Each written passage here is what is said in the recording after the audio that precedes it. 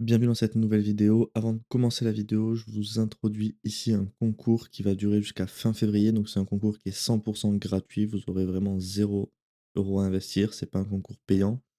Donc le concours en fait, c'est que vous pouvez gagner un mois d'accès au mentorat de Strive Invest 100% gratuitement.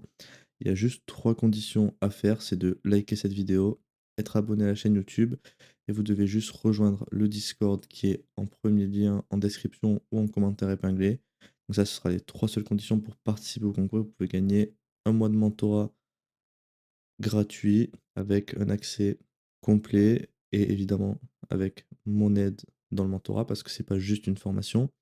Donc n'hésitez pas à participer, c'est 100% gratuit.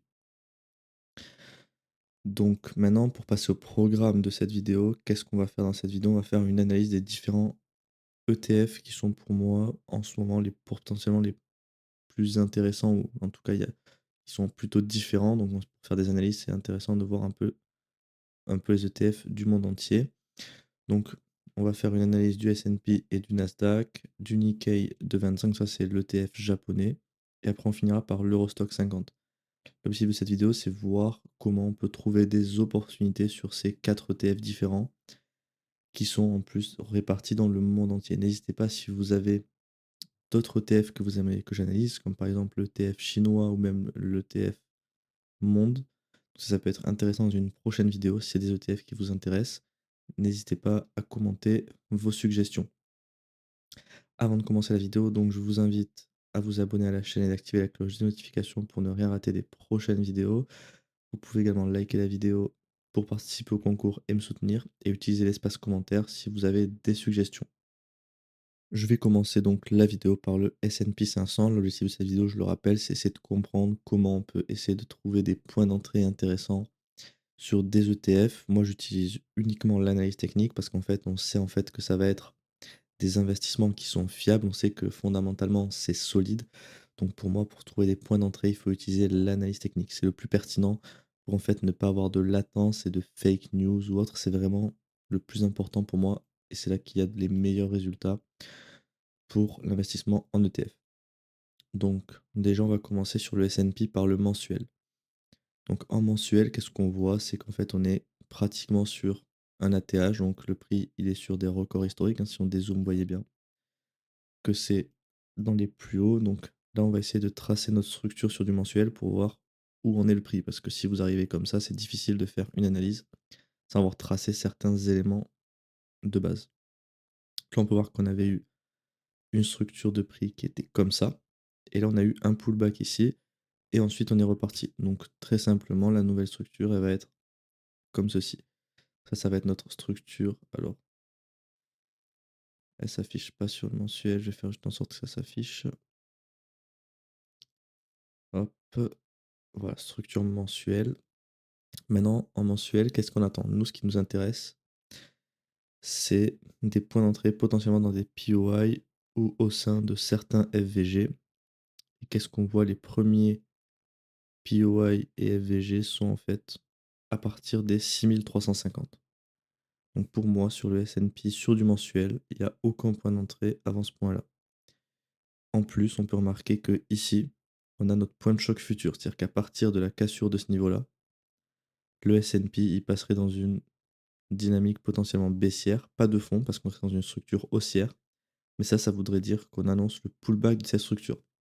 Et le pullback, jusqu'où il peut aller? Jusqu'au lot protégé ici.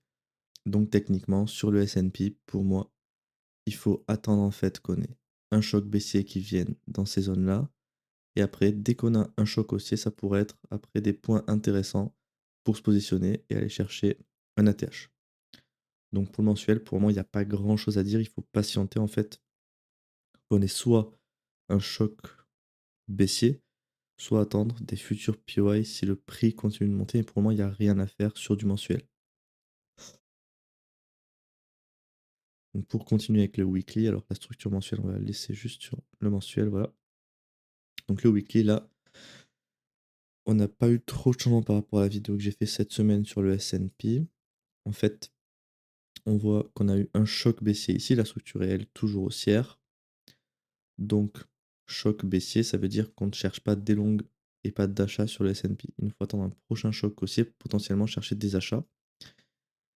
La semaine dernière, on avait eu une bougie inside bar, c'est-à-dire qu'elle n'a ni clôturé en dessous ni au-dessus de la bougie précédente. Et cette semaine-là est venue prendre le plus bas de la semaine dernière, mais on est toujours compris en fait dans cette bougie ici.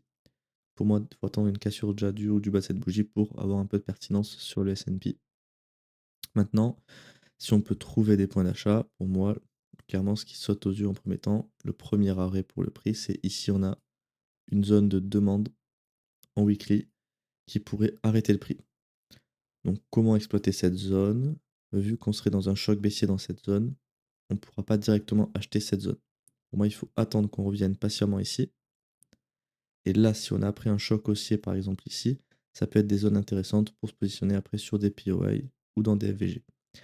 Pour moi, on en est bien loin, donc c'est pas ce qui nous intéresse. Au minimum sur du S&P, pour moi, il faut attendre que le pullback commence, c'est-à-dire qu'on fasse minimum 30% de toute cette jambe de hausse en pullback. Et une fois qu'on aura fini le pullback, il faut attendre un choc haussier et des POI pour se positionner. C'est le minimum qu'il faut attendre pour acheter du S&P 500. Pour moi, tant qu'on est ici très proche de la TH et sans POI, et en plus avec un choc baissier, il n'y a aucun intérêt d'acheter du S&P sur ces prix. Je vais finir par du daily pour voir si ça peut être plus intéressant et donner plus d'indications. Donc sur le daily, pareil, hein, la structure elle est haussière comme ceci. On avait eu un BOS à ce niveau-là. On a un POI ici pour chercher des shorts, parce que je le rappelle, le choc a été fait ici, c'est-à-dire que le S&P est dans un choc baissier depuis la cassure de ce niveau-là. Mais ici, je rappelle que ce POI est dans du complexe pullback, c'est-à-dire qu'on avait eu la jambe de baisse originale ici. Et tout ça, c'est du complexe pullback compris dans cette jambe de baisse, donc c'est pas une zone ultra pertinente pour nous en tout cas. Pour moi, ce qu'il faut attendre sur du S&P, en tout cas sur du daily, si on veut se positionner sur du moyen terme, c'est attendre un choc haussier ici pour après potentiellement se positionner, mais ça veut dire qu'on serait sur de l'ATH, donc pas trop intéressant. Le mieux pour moi, c'est d'attendre qu'on revienne faire un pullback bas dans ces niveaux-là, par exemple. Là, on aurait un choc, un PI daily, et là, ça peut être une zone intéressante pour jouer par exemple cette jambe de hausse, pour aller chercher ces niveaux-là. Parce que je le rappelle, tant que la structure est haussière et qu'on ne casse pas notre strong low ici, ça reste intéressant et un prix qui est bullish en tout cas, tant qu'on ne casse pas ce creux-là. La dynamique reste haussière, on enchaîne les BOS haussiers, donc c'est pertinent. Par contre, ce que je tiens à préciser, c'est qu'au sein de cette structure haussière, on a eu un BOS interne ici baissier, c'est-à-dire qu'on a une structure interne qui est baissière. Si je devais la tracer, elle serait architecturée de cette manière. Donc potentiellement, on arrive dans le pullback de cette structure interne baissière pour venir plus bas dans la zone discount de cette structure swing haussière. Ça peut être des scénarios possibles à s'attendre. Donc voilà pour l'analyse du S&P. Je vais donc continuer par le Nasdaq en mensuel. Donc le Nasdaq, on a une structure haussière qui est architecturée de cette manière sur du mensuel. On en avait une qui était en fait comme ceci, ici. Hop, pullback, perpétué à ce niveau-là. Pullback ici, perpétué ici, confondu avec le point de choc.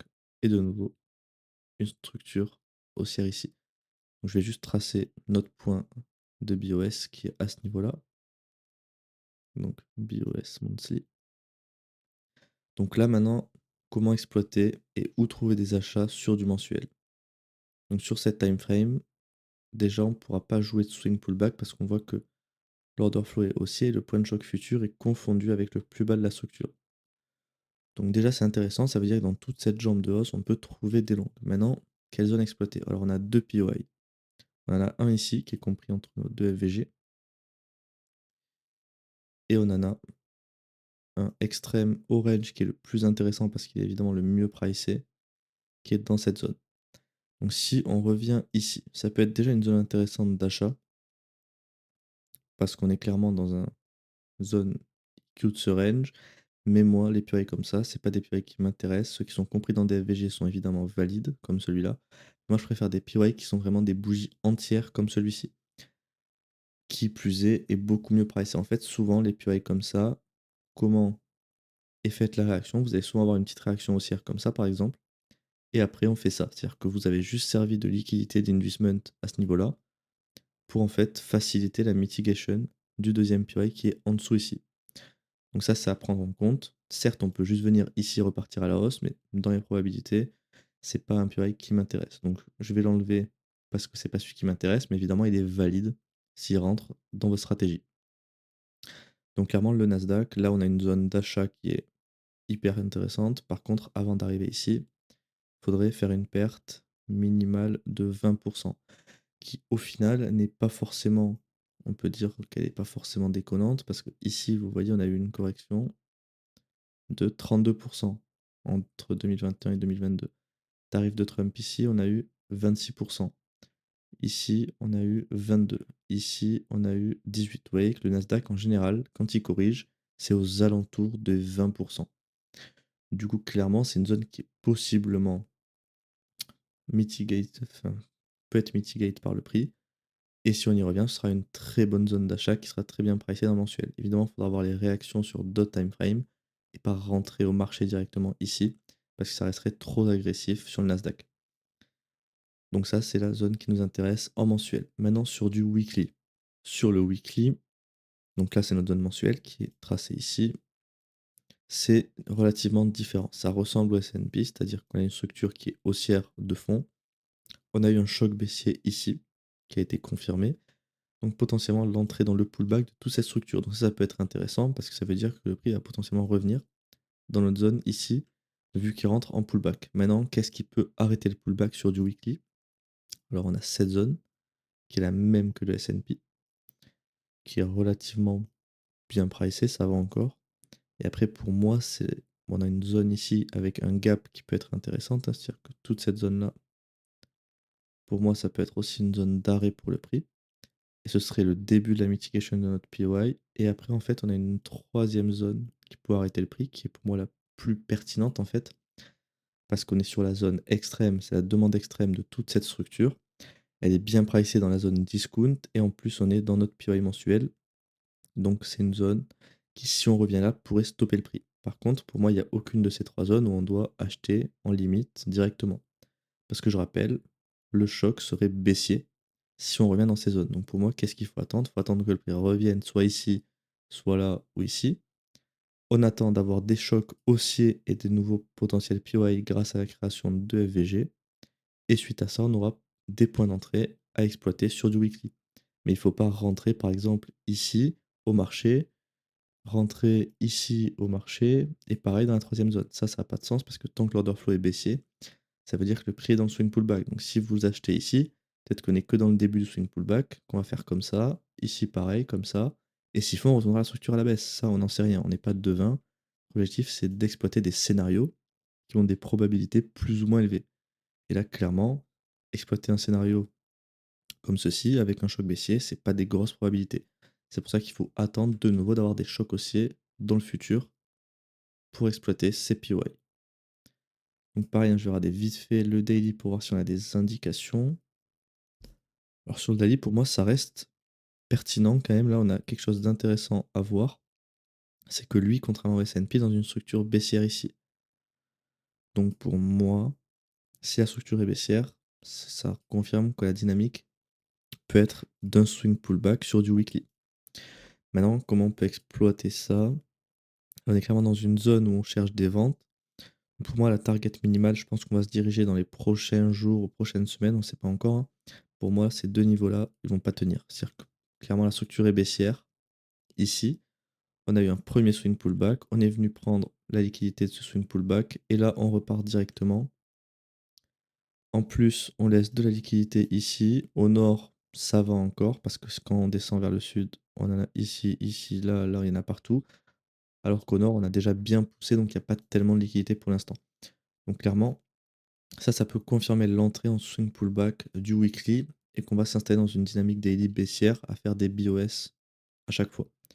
Clairement, sur du daily, on n'a pas trop d'indications pour faire des achats, mais ça peut nous confirmer la tendance weekly qui est en train de se retourner pour venir chercher le pullback potentiellement vers les demandes qu'on a identifiées à ce niveau-là. Donc clairement, pour le moment, il faut patienter en tout cas sur le niveau daily, mais ça nous donne une indication plutôt pertinente. Donc je vais continuer la vidéo avec le Nikkei 225. Donc ça, c'est l'ETF japonais qui a très bien performé, vous le voyez ici. Et donc ensuite, je ferai l'Eurostock 50 après celui-là pour finir la vidéo. Donc pareil, on doit trouver notre structure. Donc pour moi, la structure, alors, on en avait une qui était ici. Alors je vais la tracer comme ceci. On a eu une nouvelle ici et une autre comme ceci. Donc clairement, on a eu le pullback là, le BOS ici. Donc la nouvelle structure, elle est architecturée de cette manière sur du mensuel. Notre BOS est confondu avec le point de choc ici. Hop, mensuel. Maintenant qu'on a tracé la structure, on cherche les points à exploiter. Donc le point de choc futur, il est ici. C'est-à-dire qu'on peut exploiter des points entre le plus haut de la jambe de hausse et le point de choc futur. On va clôturer mensuellement dans 5 jours. Donc dans 5 jours, on aura la confirmation ou non de ce FVG. Si on clôture comme ça, pour moi, il est le plus probable, hein, on va pas prendre, je pense, moins 11% en 2-3 jours la semaine prochaine. On aura la création d'un POI mensuel ici. C'est-à-dire que là, on aura une zone pour chercher des longues qui est pas très bien pricée parce qu'on reste dans la zone premium de ce range au-dessus des 50%, mais dans un pullback valide. Parce qu'ici, on aura fait plus de 30% de pullback de cette zone de hausse. Donc ce sera une zone évidemment valide pour chercher des longues et des achats, donc ce sera pertinent. Si on regarde la performance pour comparer Nasdaq et S&P, depuis les tarifs de Trump, c'était par ici, par là, on a fait 94%. Donc c'est quand même une très belle performance pour un gros indice. Parce que je crois que le S&P Nasdaq, on doit être à 50-60% en perf maximale. Donc là, ça reste pertinent. Donc on a une zone ici qui peut nous intéresser. Et après, évidemment, si on invalide cette zone et on fait un choc baissier pour faire un swing pullback plus profond, là pour moi, on a plein de zones valides. La plus pertinente pour moi, ça peut être celle-ci dans un premier temps, qui pourrait arrêter le prix. Et la deuxième, c'est l'extrême qu'on a ici. Ça pour moi, c'est deux zones qui peuvent arrêter le prix si on fait un swing pullback plus profond. Mais comme je dis, si on revient dans ces zones, c'est pas des zones qu'on peut acheter directement parce que le choc sera baissier. Mais c'est des zones qui peuvent être intéressantes pour, si on a ensuite un choc haussier, trouver des points d'achat parce qu'on sera revenu dans des points qui sont quand même des beaux supports pour le prix. Mais évidemment, pour le moment, le premier scénario à exploiter, c'est attendre un retour ici pour chercher des longues, pour target le nouvel ATH ici et le BOS. Parce que je rappelle qu'on est dans une structure haussière, on s'attend à ce que ce lot ici soit maintenu et que le high ici soit cassé suite au pullback qu'on aura par la suite. Je vais faire le weekly pour voir si on a un peu de différence. Alors, on avait clairement une structure qui a été faite. Alors, je vais regarder.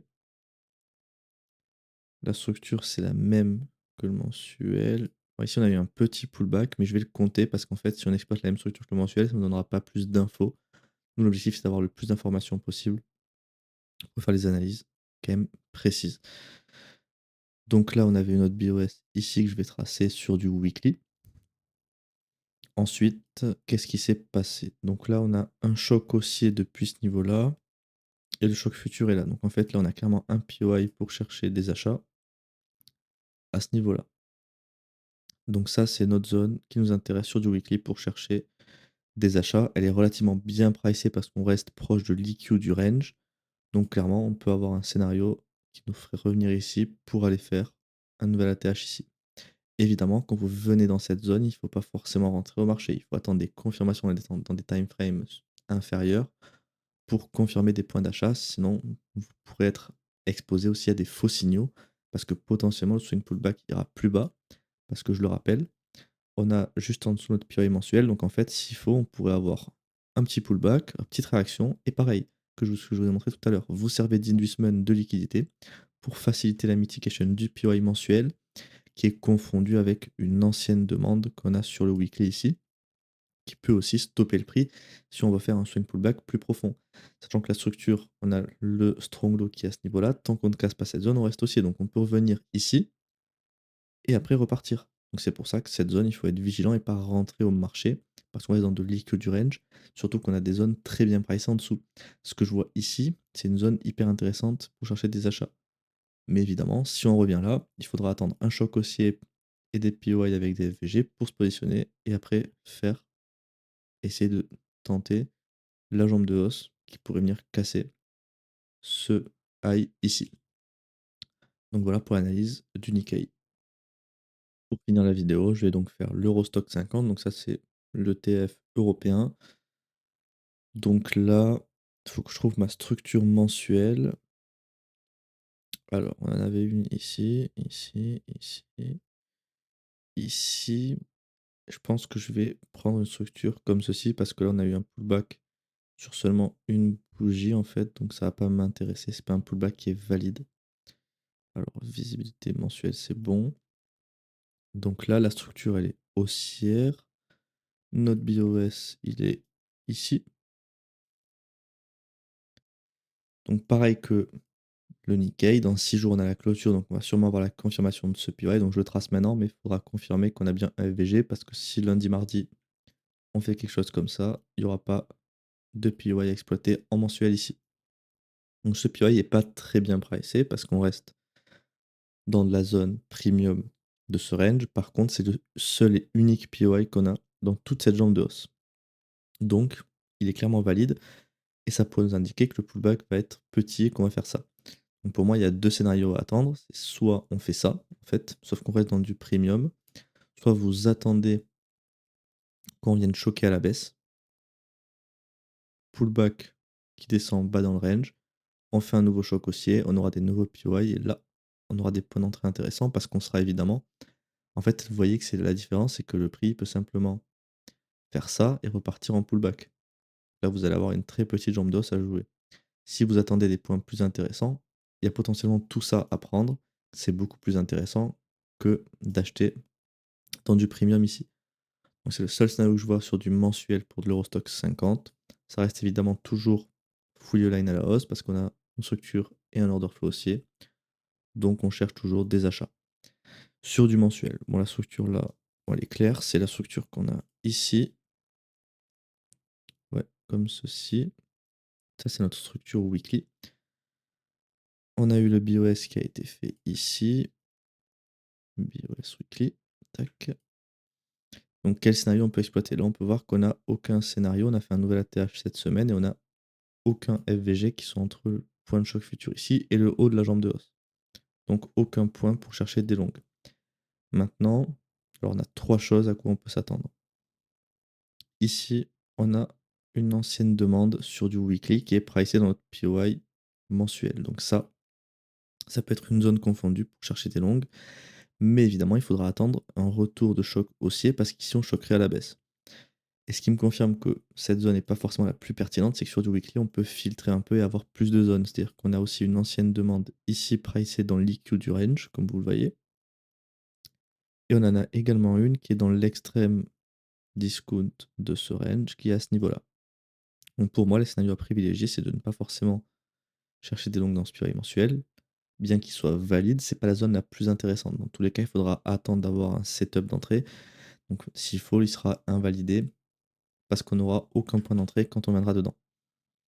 Les scénarios qu'il faut s'attendre, donc si on invalide cette zone, on peut soit attendre ici un nouveau choc haussier qui pourra nous donner des points d'achat potentiels sur des nouveaux POI weekly, ou alors la meilleure zone qui est la mieux pricée, si on attend un gros pullback dans cette zone, parce qu'en fait, si par exemple le S&P, le Nasdaq, le Nikkei font aussi des gros pullbacks, il y a de fortes chances que l'Eurostock 50 fasse aussi un gros pullback. C'est relativement corrélé sur des mouvements de prix, en tout cas comme ça.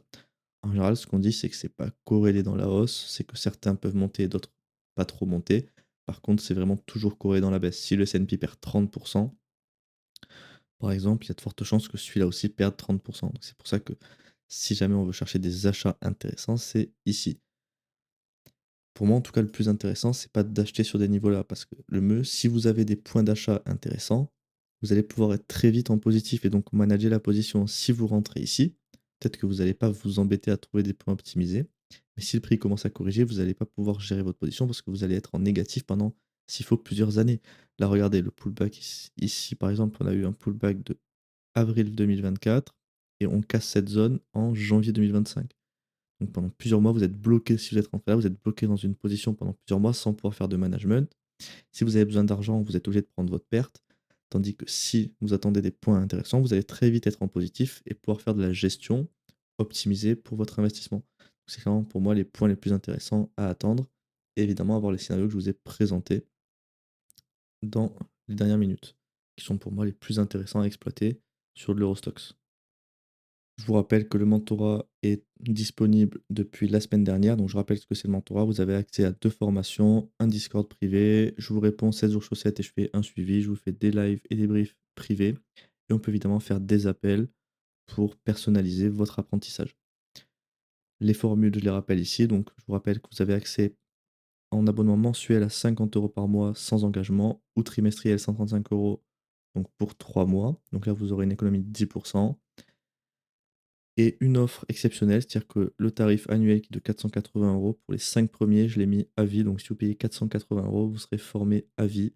Donc je pense qu'on est sur un prix relativement exceptionnel. Et les tarifs, je le rappelle, monteront à partir du mois de mars parce que là, j'ai quand même mis des tarifs abordables pour les personnes les plus motivées qui veulent se former, hein, parce que 50 € par mois pour une formation comme ça et un accompagnement, c'est presque donné. Donc voilà, l'offre, elle va durer jusqu'à fin février ou pour les 5 premiers qui s'inscrivent. Évidemment, je vous ai aussi mis un accès gratuit, un essai gratuit disponible pour tester le mentorat si ça vous intéresse. Donc vous pouvez rejoindre le Discord, ouvrir un ticket et vous suivez les instructions que je vous donne dans le ticket et vous aurez l'accès que vous débloquerez par mail pour les formations gratuites. Et je vous rappelle également que le concours est toujours disponible. Vous avez juste à rejoindre le Discord, liker la vidéo et vous abonner à la chaîne pour participer au concours et gagner un mois de mentorat gratuit. Vous n'avez aucun frais à dépenser, donc c'est tout bénef, donc n'hésitez pas à participer à ce concours. Donc je vous remercie d'avoir regardé cette vidéo. N'oubliez pas de vous abonner à la chaîne et d'activer la cloche de notification pour ne rien rater sur les prochaines analyses pour votre patrimoine. Et également, vous pouvez utiliser l'espace commentaire pour faire vos suggestions d'analyse dans les prochaines vidéos.